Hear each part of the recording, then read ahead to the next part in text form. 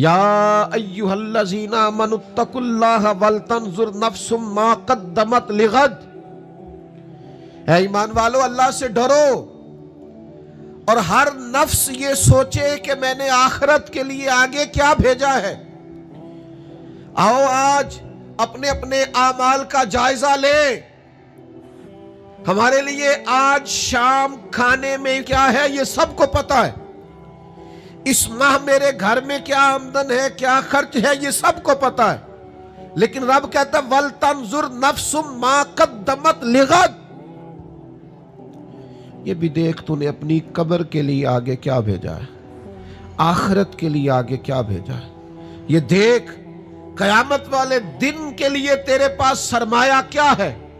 وہاں جب اللہ کے حضور حاضر ہونا ہے تیرے پاس پیش کرنے کو کیا ہے۔ جناب صدیق کے پاس پیش کرنے کو وفا ہے، امت کی خدمت گزاری ہے جناب عمر کے پاس، جناب عثمان غنی کے پاس سخاوت ہے، مولا علی نے ہر میدان میں تلوار چلا کے اسلام کا جھنڈا بلند کیا ہے، حسین ابن علی نے سر دے کر اللہ کے حضور نظر پیش کی ہے۔ میں بھی سوچوں نا یار، آپ بھی سوچے نا، نعمتوں کی بہتات کتنی، ہماری بھری ہوئی تجوریاں، ہمارے آنگن میں کھیلتی ہماری اولادیں، ہمارے ارد گرد ہمارے دوستوں کی لائنیں، ہمارے دسترخوان پر بچھی ہوئی نعمتیں،